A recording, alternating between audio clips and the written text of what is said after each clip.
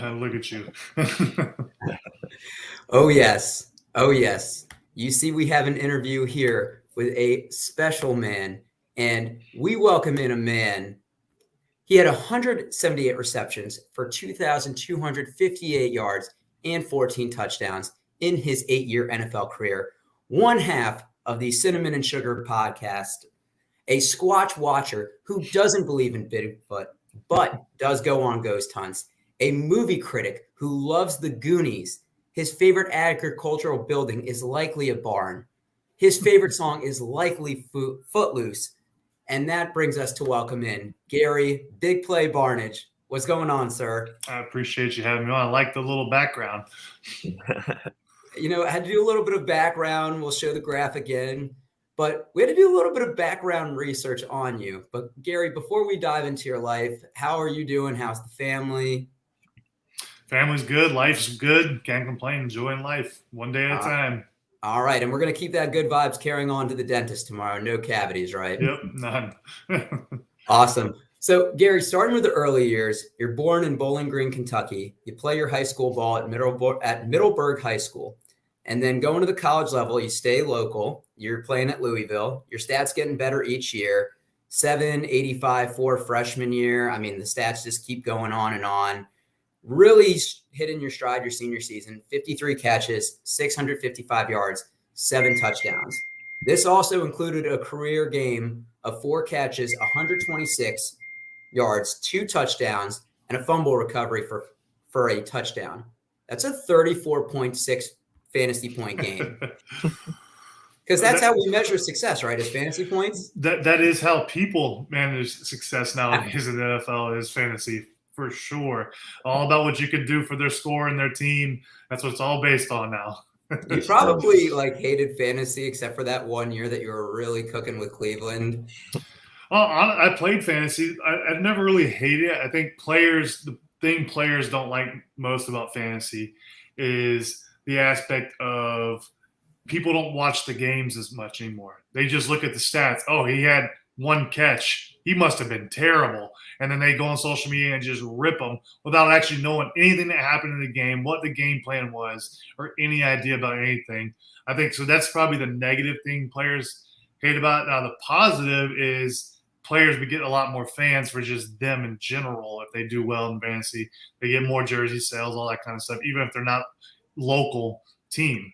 And I think that's a positive aspect, but I do think that negative aspect is very big because people don't actually pay attention to every game. They just assume they know what happened when they see the stat line. It's a bunch of trolls that hide behind their computer and then tweet that you had 3 catches for 16 yards and I lost because of you. And there's a fine line of doing that. Do you currently play fantasy now? I do. I don't actually watch football though. Okay. I just play by just guessing. I don't actually pay attention to football. I don't watch games or anything anymore. Wow. So you just check your box score and you're like, I won or lost? Yeah, but I'll never I don't blame the players or nothing like that. Okay. Well, Garrett, I want to go back to you. So your senior season, you had great success. It led you getting drafted in the 5th round of the OA draft, and the Panthers actually traded up to get you. Now, what did you drink when you got drafted? I actually don't drink alcohol, so I drink Coke. Okay. And it's good for me to assume that you didn't drink alcohol. So that's probably why you had a really long NFL career. Absolutely. So your first year, you're mostly on special teams. Your second season, you got some more time at tight end, catching 12 balls for 242 yards. But what I think is really interesting is the following season, you played all 16 games, mostly on special teams. Did the Panthers say why you got more involved in your second season, only for you to kind of scale it back year 3? Not really. We actually Carolina drafted 3 tight ends 3 years in a row. So they drafted Jeff King, then Dante Rosario, and then me. So we actually were all still young playing. So I guess they were trying to figure out who's going to be the guy and all that kind of stuff. And they eventually, after the 3rd year, they let Dante and Jeff King walk. And then I went to my 4th year, and then I ended up getting hurt, and they traded for Greg Olsen. So, and the rest is history in Carolina with that aspect, because obviously Greg Olsen had a great career when he came over to Cleveland. He was doing great in Chicago. And then that was also the lockout year. So I got hurt in training camp that year. I dislocated my ankle, missed the whole season, and I signed a 1-year deal for my 5th year in Carolina after that. And because I knew I was going to have an opportunity to play next to Olsen as a second tight end. I know it wasn't going to be the guy, but I think that was the thing. I don't really know why. I think it could have been injury purposes, maybe Dante Rosario, because Jeff King was more of the blocking tight end, and Dante Rosario is more of the receiving tight end. And I would like to say I was a mix of both. So I think Dante might have been injured, and that's why I got more opportunities in my second year. But it also could have been because they were just trying to figure out who was going to be the guys going forward. And they eventually ended up letting both the guys go. Dante went over to San Diego, and Jeff King going to Chicago. And I definitely think it was a transition period. I know that's kind of, when they phased out Jake Delhomme and, the Jimmy Clausen era, and then obviously getting Cam Newton in 2011 and, kind of the focal point of the offense changing from there. You touched on the ankle injury in the 2011 preseason. But look, I'm a believer in things that happen for a reason. And you were signed with the Browns, where statistically that's where you'd have your best years. And there has to be something about 13 because that's the amount of receptions you had your first 2 years with the Browns. But going to the 2015 season, that's easily the best of your career. 79 catches, 1,043 yards, 9 touchdowns, probably the fantasy football waiver wire pick of the year, just because of how bare the tight end position is. Yeah, it was an interesting aspect because going into that, when I left Carolina, I let the offensive coordinator who was there my last year in Carolina, he took the head coaching job in Cleveland. And he basically told me, he said, hey, I want you to come here. I want you to be the Greg Olsen type here in Cleveland. So obviously for me, I'm like, that's awesome. He knows what I can do. Greg Olsen type, that's great because they're going to throw him the ball. I'm going to get to play more, all that kind of stuff. And then I went there and then basically was not given that role. I was given to Jordan Cameron, and I just turned back into the blocking because obviously I was able to do that well enough to obviously continue in Cleveland. He wanted me there for that. But see, I didn't let that deter me. My thing was coming out of the draft, people had saw me as a receiving tight end. And then once I was in Carolina, I was labeled as a blocking tight end. I was no longer a receiving tight end. So they didn't really know what to label me as because I guess I could do both decently. So I'd always try to pride myself on being able to do both.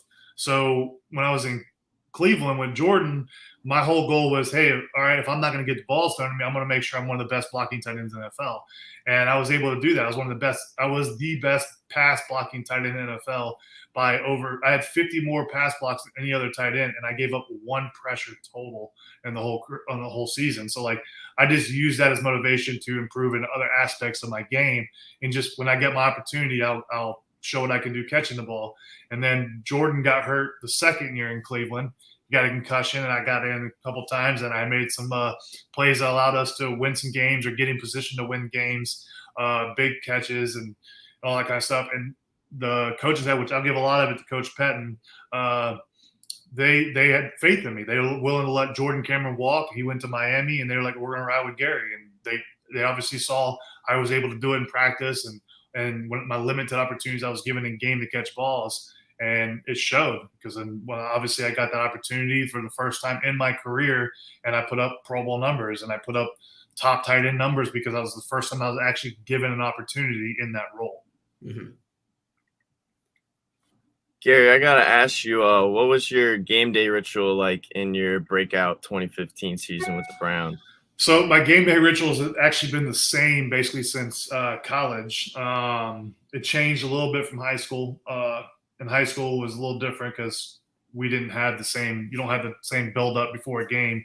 But in college and all the way into the pros, I had a playlist that I've listened to every game before every game since, and then every game after I had a cool down list. But then I wouldn't listen to that until we come in from pregame. So before that, I'm actually watching a movie or something on my phone or the iPad. I was watching a movie or something to just occupy. I wasn't even worried about football at that time. And then once we hit to the pregame, then now it's football mode. And then I put in the music and I've listened to that until we start the game. So I had about 15 to 20 songs I listened to before, and then I had about 5 to 6 I listened to afterwards. Gotcha. So Gary, obviously that your 8th year, the 7-year playing is that's your breakout season. And I don't think most players have a late breakout, at least, that amount of years into it.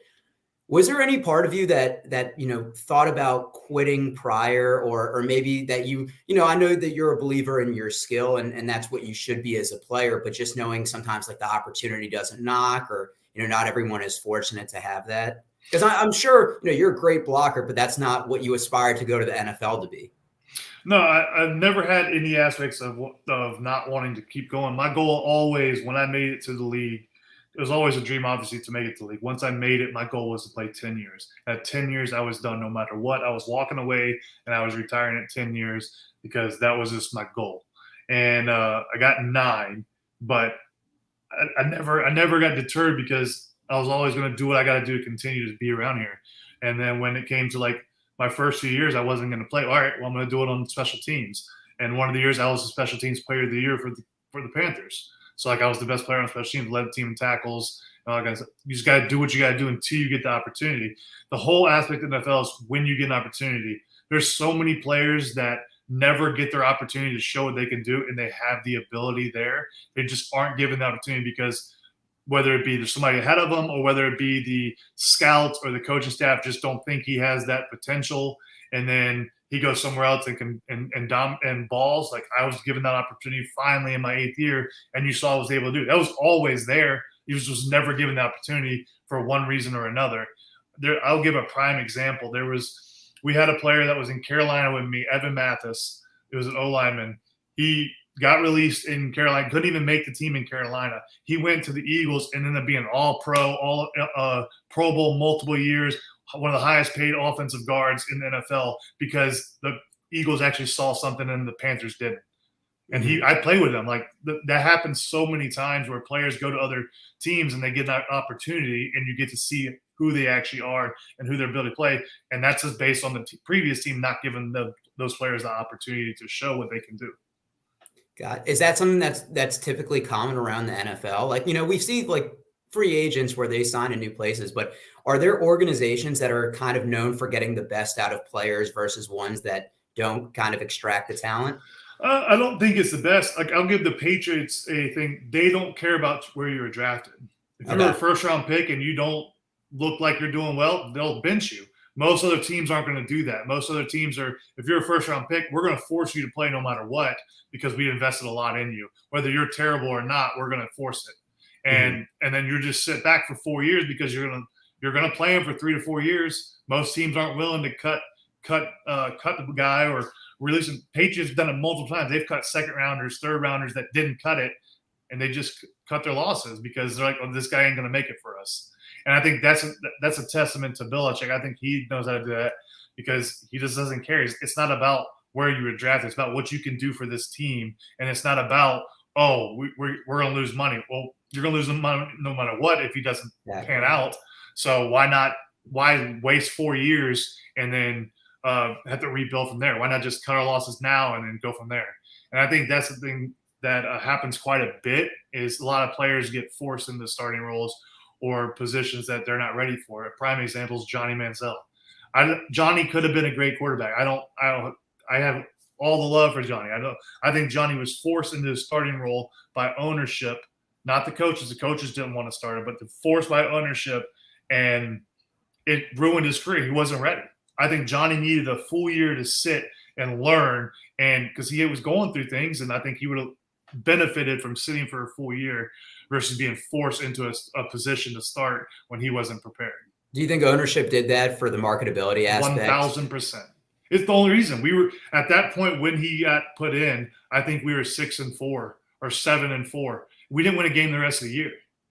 So when we already had a winning record. We were doing all right. Yeah, we were like a 2-game slide or a game slide or something like that, not looking as good. But we didn't win a game the rest of the year once they made that change. Like it would have been, I think it would have served Johnny better to sit for a year to prepare and really understand what's all goes through a full season and versus being thrown into it. He just wasn't ready. And I think that ruined him. I don't think it was talent. I think he had the talent. I think he just got ruined because he got forced to play when he wasn't ready. And the coaching staff didn't want him to be the guy. That's why Kyle Shanahan left and he went and took a head coaching job somewhere else. Like Kyle Shanahan could have been the head coach in Cleveland many years ago, but they forced his hand to put Johnny as a starter when he didn't want him as a starter yet because he knew he wasn't ready. and the rest is history. Now Kyle Shanahan's in 49ers and leading a great team there. Yeah, and it's interesting because we've had Hugh Jackson on this pod, and obviously don't want to talk bad about the Browns because they're a team that rewarded you financially. But he had kind of alluded to the same thing. He had talked about early in the draft, I forgot what year, where he was really big on Myles Garrett, and they wanted him to take Trubisky. And he said, like, look, if I'm going to be the ones coaching, like, I need some input. And so from what I've heard from him and people that have been on other podcasts is the Haslams and I guess whoever else's ownership is very kind of hands-on. And it's unfortunate because these are other people's lives and careers that are impacted by people who maybe don't follow football like that. So I don't know if it's all Haslams. I do know coaches do have some input in things, but I think the problem with a lot of teams nowadays is they try to base players off of analytics. And analytics can't determine if a player has heart or the will to play through injuries and the ability just to keep going and all that kind of stuff. Analytics doesn't tell you that. Like, that's what I was given when I was released from Cleveland. It was, oh, you're an older guy and all this kind of stuff. While at the same time, Greg Olson's getting extended, who was older than me. Delaney Walker was getting extended, who was older than me. And literally we had the same numbers. And that was the excuse I was given. Because they wanted to go young. Now, I don't know if that was coaching that wanted to go younger at tight end or if that was the GMs or I don't know, analytics. That's what I was told when I went in there was about being older and all that kind of same thing when I try to talk to other teams. They're like, oh, well, you're 31 and all that stuff. But as that was happening, I'm seeing 33, 34-year-old tight ends getting signed that literally had the same numbers I had but didn't have 8 quarterbacks. So we're talking about the unfortunate reality, but we're going to talk about the positive because after that good year, you secured the bag, a 3-year, $12 million extension with the Browns. So even though you play one more season with them, putting up 55 for 612 and 2 touchdowns, you still secured the bag. It's a good contract, Gary. Proud of you. No, correct. And I appreciate that. That's why I wanted to stay in Cleveland. And again, my goal was always 10 years. So I wasn't going to see the 3 years of that contract. I was going to see 2 and I was going to walk away. And we said you walk out on your terms. Well, we said it that way in my contract because we knew, hey, they're probably going to release me after 2 years anyway. So we set it up that way that if they did, they could release me and it'd be fine. That because I knew what my plan was. And I knew the team wasn't going to stick with me that long because most teams don't like older guys because they think they can't produce. But it's been proven multiple times older guys are still able to produce, and you don't have to put everything. That was the thing that we thought we at least had 2 years with them versus 1, but it's all good. Yeah. Well, look, Gary, there's a Gary outside of football, and you've had quite the life. You and former teammate Bruno Giacomini, and I hope I said that right. That was correct. Oh, let's go. Started a not-for-profit called American Football Without Barriers. And I also want to highlight the movie club you did while on the Browns because I don't think it gets talked about too often. And that's a really kind of great way to give back to the community. You've also appeared on TV as well. Yeah, I heard. I wanted to ask you what it was like going on a date with 2 WWE Divas. That is a very interesting aspect because it was something that was like I'm a big wrestling fan. So me and D'Angelo Williams, we go to WrestleMania. We've been to like 10, we went like 11 in a row. So all the time we know a bunch of the wrestlers. Like D'Angelo knows Jerry the King Lawler very well because obviously the Memphis ties. So I've gotten close with Jerry, and we'd always go to like the little after parties and meet. And I had the opportunity to go on, be asked if I would be interested in coming on the show, and I said, yeah, why not? Because for me, I'm like something different. Like I'm always about trying something new. And so I said, why not? It was a very interesting aspect. Reality television is not for me.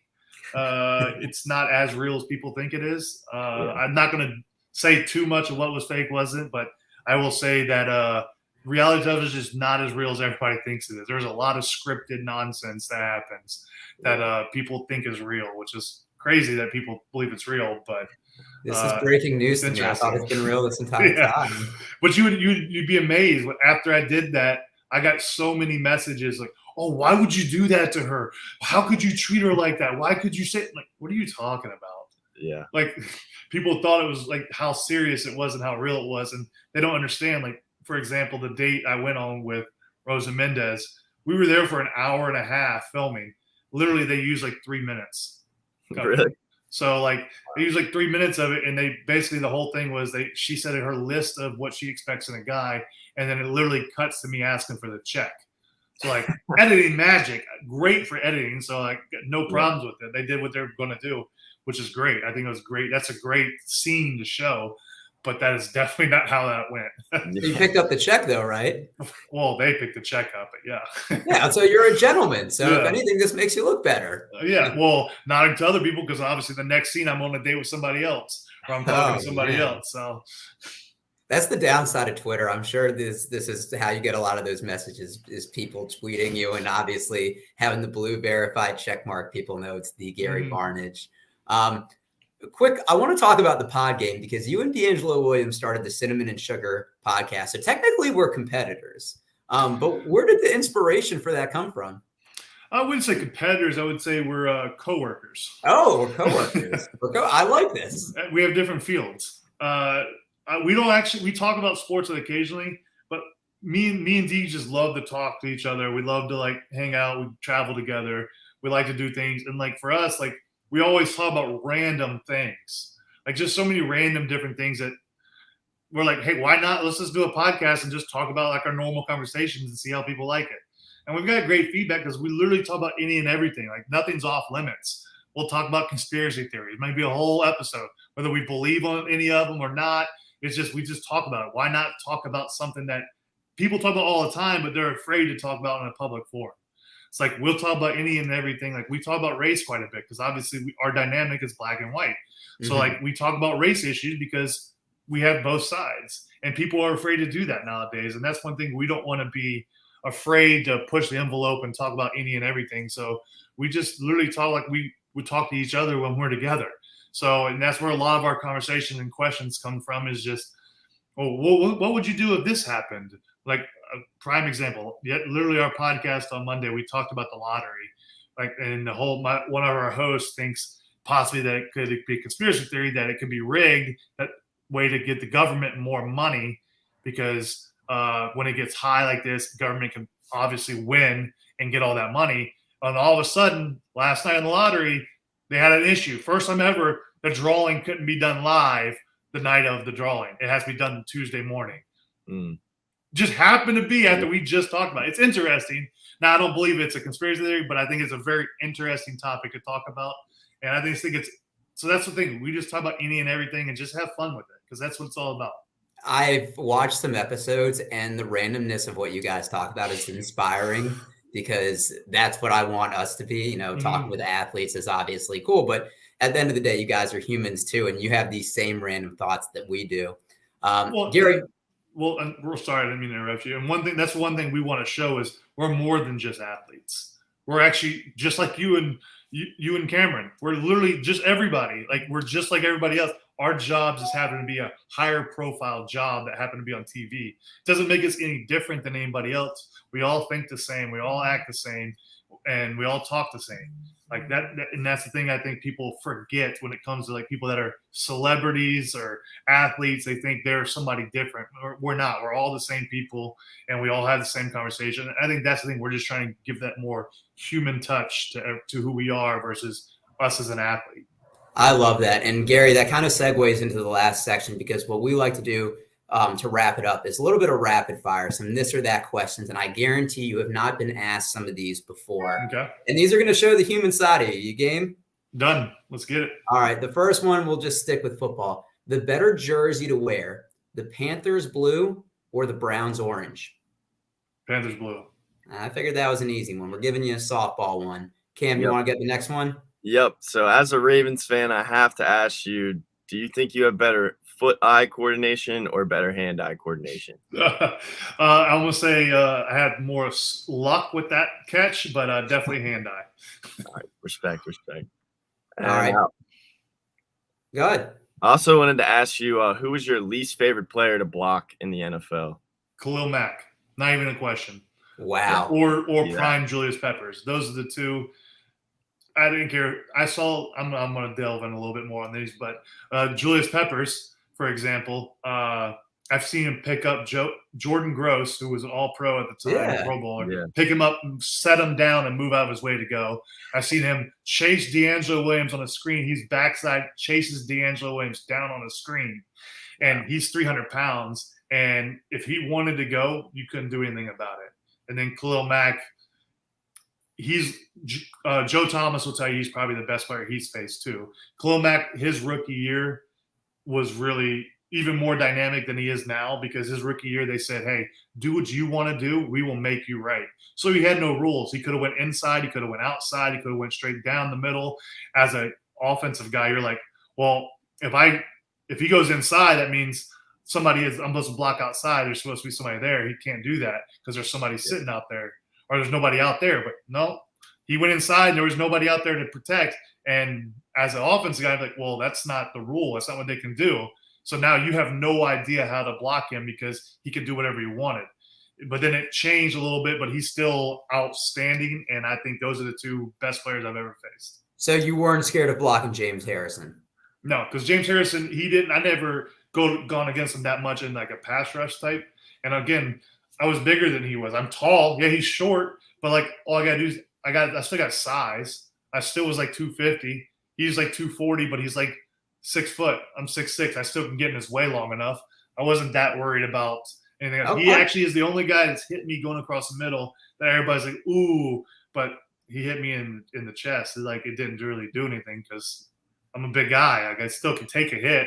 You so nonchalantly say, I got hit by James Harrison in the chest, and it was just like, yeah, it was whatever. Well, again, I'm bigger than a lot of guys. Like 0.0000001% of people can say what you just said. Yeah, well, again, I'm big. I'm a big guy. So, like, I take a lot of hits. I took a lot of hits going across the middle. So, and a lot of guys like to hit you low. So I respect that. Like James Harrison, even Troy Palma aren't hitting you in the low. They're trying to hit you right in the chest or in the face. And that I respect that. I respect that more than people that dove at my ankles. All right. That's fair. That's fair. To transition out of the NFL questions, you're a movie critic. So would you rather never be able to watch the same movie twice or never be able to watch your favorite movie again? I would say I would never want to watch this. Well, that's a double entendre, or not double entendre, but a screw-in one, because if I can't watch the same movie twice, that means I can't watch my favorite movie twice. Okay, you can watch your favorite movie once. But you can't watch the same movie twice. But after that one time, you can't watch that same movie again. I'd be fine with that, because then there's so many movies I could watch. So if I couldn't watch any movie twice, I'd be fine with that. I figured. Yeah, it seems like you have a wide library of them. Yeah, because you have so many things you can watch. But I can't. I need to be able to watch Forrest Gump multiple times. That's fair. So I saw in one of your podcasts you had an N64 shirt, so I assume you're a vintage gamer. Yep. What's your favorite N64 game? Obviously, the go-tos for people's GoldenEye and GoldenEye, and you got Mario Kart. But for me, it's Ocarina of Time. Okay, Ocarina of Time. That's a good answer. And then obviously, other than the two generic answers, would be Banjo-Kazooie. You know, I have an N64 in my place, and I never played that. I was a big, Mario Party, Super Smash Bros, Star Fox. Mm-hmm. But I never got into Star Fox. I had it, but I never got into it. Oh, Gary, do you have your N64 now? I do. You got to play. You have to beat Andros. Yeah. I'd rather play Ocarina of Time.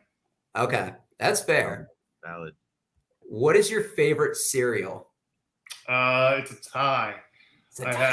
Yeah, because it just depends on I guess it's not a tie. It depends on the mood. So I have 3 cereals that are my go-to. I eat all the time, but it just depends on the mood I'm in. It's Fruity Pebbles, Cinnamon Toast Crunch, and Lucky Charms. Those are the 3 different ones. So somebody says you can only have one. I can only have one. Yep. It would probably be Lucky Charms. Okay. That's the first person I've heard say that. I like that answer. I like that. And I love that you had that already responded like you've been asked. Well, I'm actually going to eat some cereal after this podcast. So one of those 3. I love it. Would you rather live in a world where you sing instead of talk or dance instead of walk? Ooh, can I dance and can I sing though at that moment, or no? Like you can sing, like how you're comfortable with your voice or you're comfortable with your dance moves, but I think I'd rather be able to sing than dance. So we would have to do this entire podcast, with the singing voice, hypothetically. Which is great. If I could sing, I'd be all for that. All right. We got 3 questions left, and I saved the best 3 for last. Would you rather post on your social media you lost in a bench pressing contest to D'Angelo, or post that you went to Michael Jackson's funeral? And I listened to your podcast for that one. Probably losing to D'Angelo because it did happen. So it did. Yeah. You were talking so much smack, though. Gotta go watch the Cinnamon vs. Sugar series on YouTube. We have a series where we broke down what we did 8 challenges against each other, and he beat me in the bench press. Oh, now, man. hold on. Let me clarify the thing. I hadn't touched a weight in 4 years. He works out regularly, and he barely beat me. So you have to get your redemption, though, right? Well, go watch the series. That's all I can tell you. We're working on another series of the same thing, season 2. But the series is really good because we have a lot of different competitions. All right, I ought to catch up on some more episodes there. The last 2, a bell ring every time you're horny or never be horny again. Bell ring. I was surprised you had to think about it. Yeah, you got a big bell ring because come on now. The last one. Would you rather fight Mike Tyson once or you have to talk like him the rest of your life? Fight him once because I make a good payday to get knocked out. Wow. That is the capitalism answer that nobody has given. Mm-hmm. So if I can make $40 million and let him knock me out, all right, let's go. Yeah. And I mean, the thing is, you're a podcaster. You can't have anything happen to that voice. Especially, imagine if you do the double and you're singing with the Michael Jackson voice. Yeah. The subs are going down the tube. But Gary, we really appreciate you coming on. Before we get you out of here, is there anything you want to plug to our audience where they can find you on the socials? Obviously that your podcast, any of that good stuff. Oh yeah, just my socials, just my name, Gary Barnidge, super easy. Podcast Cinnamon Sugar, it's on YouTube, Spotify, Android, Apple, all the places you'd find it. It's where it's at. Me and D'Angelo every week, and then our YouTube, we just come up with random things, and we got some things in the works, so we'll see. Stay tuned for it because it's going to be very interesting. The things we're working on. Yeah. And if you're listening to this, make sure you like, subscribe, give 5-star ratings and reviews. All of that helps Father algorithm. And make sure you give Gary a follow on the socials because he's definitely worth it. I appreciate it.